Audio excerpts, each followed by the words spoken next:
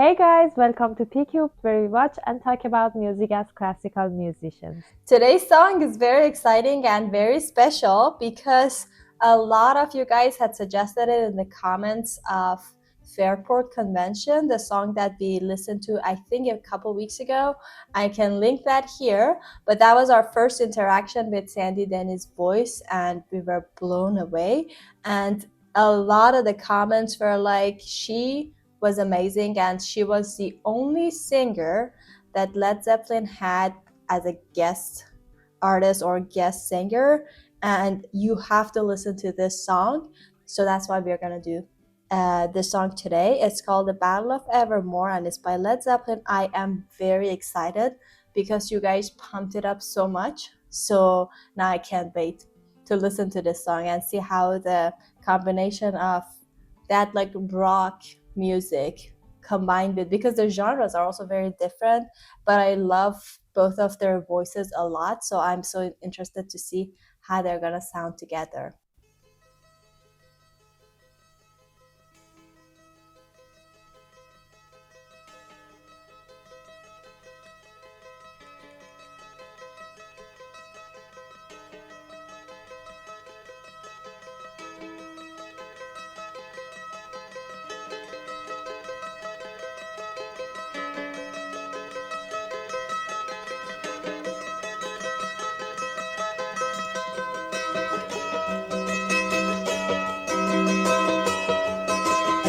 The Queen of Light took her bow, and then she turned to go.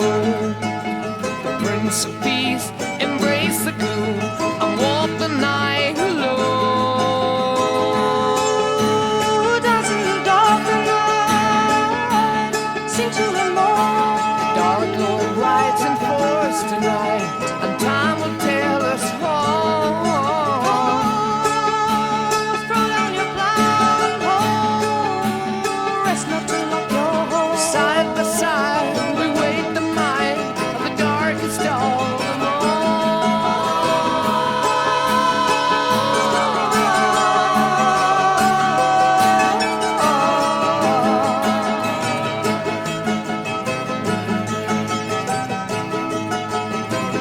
I hear voices thunder down in the valley below.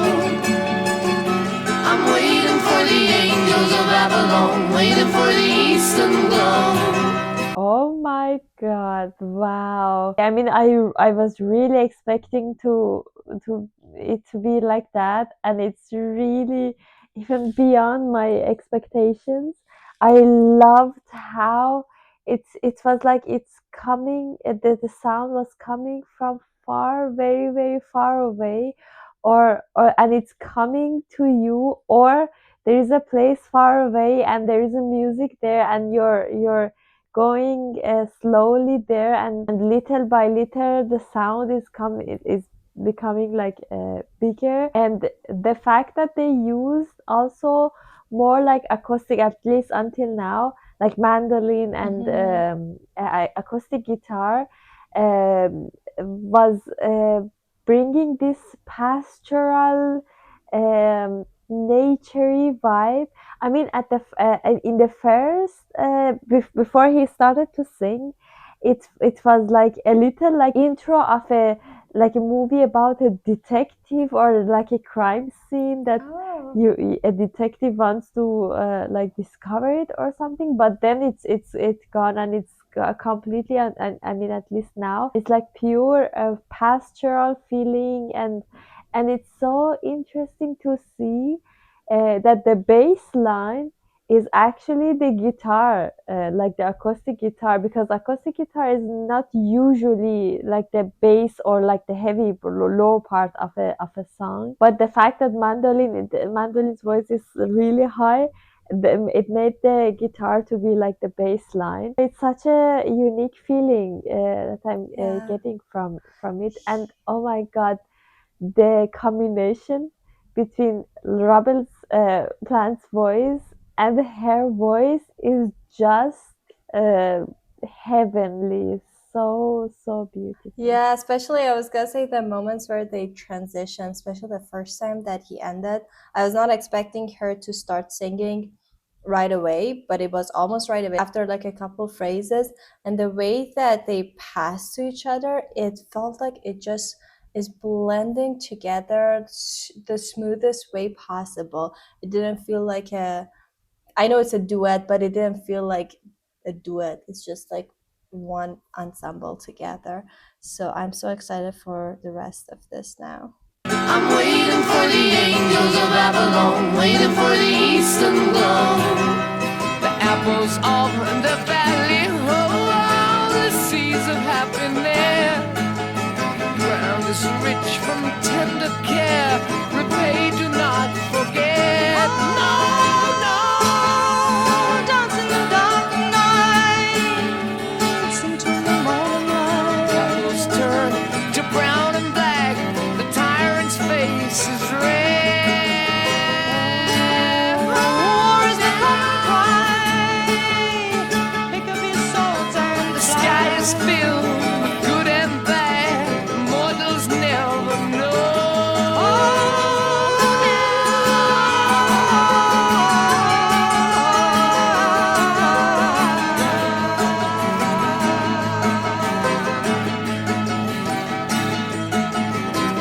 Oh well, the night is long, the beats of time pass slow.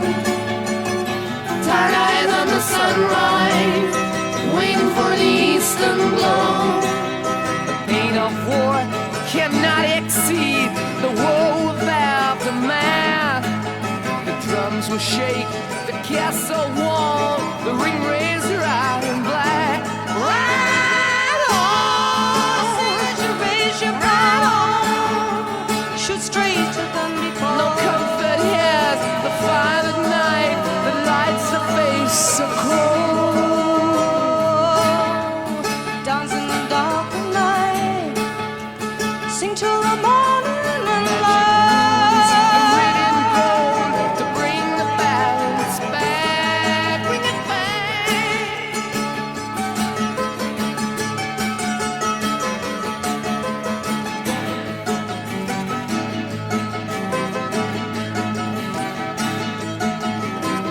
At last the sun is shining, the clouds are blue, oh why? With flames from the dragon of darkness, the sunlight blinds his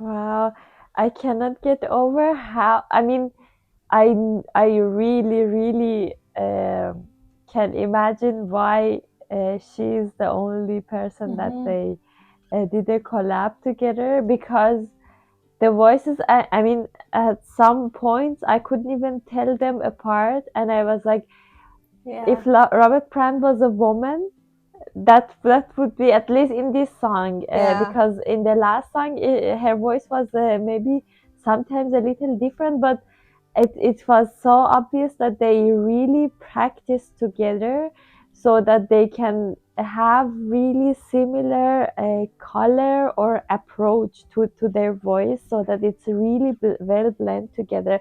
But it's crazy that the voice color was like, I don't know, the female version of Robert Plant or the really younger version of him. At some points, I was like, I cannot tell them apart. And towards the end, they were making some unusual intervals together, Yeah. because usually when you want to you sing with someone or harmonize, there are some really regular intervals that you use, like third, sixth, or something that is really naturally like sounds really good whatever you sing. But they were really using like, I don't know if I'm saying it right or if I heard it right, but sometimes even the second interval or something. And it was so interesting how good it sounds like, because it's not a usual it was the things that they were singing wasn't the usual like intervals. But I mean, it was an obvious choice, because like the third or sixth or fifth interval would be so easy and so normal for Led Zeppelin to Yeah. sing, and of course they wouldn't choose them. So it was also so crazy to Yeah, it hear. was the whole thing. I mean, I can just get into each element of it and then talk about how I feel like good doesn't describe it, but there is like an element of mystery, but I think their mystery is so it's not the typical kind of mysterious song that you would hear. I feel like it was rock mysterious, if that makes sense, because obviously it was not like just a normal Led Zeppelin song that you would hear from the instrumentation and the arrangement and harmonies and everything. It had a huge influence of folk music and obviously her voice, and but at the same time it was not just folk. It was like, I don't know, I would never think that folk music and rock can blend together, and I think that's like the perfect example because it had a lot of element of folk music, like kind of telling a story, but being also kind of mysterious, but at the same time some simple sounds like mandolin that it just brings you back immediately to like centuries ago, even that you don't, even though the song is modern, but at the same time it was not just that, it was some like opposing elements to those that I'm trying to like try to describe it or pinpoint it, but I can't really. I don't know, maybe the harmonies that they were singing together or the way that the vocals, I think that how they were singing together was like, I guess an element to make it not just like really spiritual folk song, but like an extra element of that. So that was very interesting. And then the way that the harmonies would like back to back, it didn't feel like it's ever gonna resolve somewhere. So it also had that feeling of we are again transcended to some, not somewhere else, like some other time, I would say, again, like maybe 1,000 years ago, that you're just transcended there, and then the music that you hear is totally different. I think it had some part of like a modal harmony. It was not just like a major and minor. So I was trying to look at the harmonies, and they are not too complicated. Obviously, I wouldn't expect that complicated, but I think the way that it's voiced, I think that creates that sense of it, because it says it's an A minor, but then the bass keeps changing from E to D major, so the bass moves in like semitones or like half tones. I think that's why you really feel like it's a little mysterious, but at the same time a little spooky or scary. Or obviously they were talking about the fear of war and like all these the battle that is happening. And then we have A minor, and then we have G major, and that's basically the entire harmony of that, and some C major. So it's like very, I would say, like basic harmony, nothing crazy, but at the same time it creates that sense of, I guess modal can be the best way. It doesn't feel like, oh, I'm just going to resolve this and getting somewhere. And I think that whole song had this kind of a feeling that you're transcended in a different time period. Yeah, that was, I mean, there is a lot. I feel like there's a lot more to say about it, but at the same time, I feel like it's just too pure.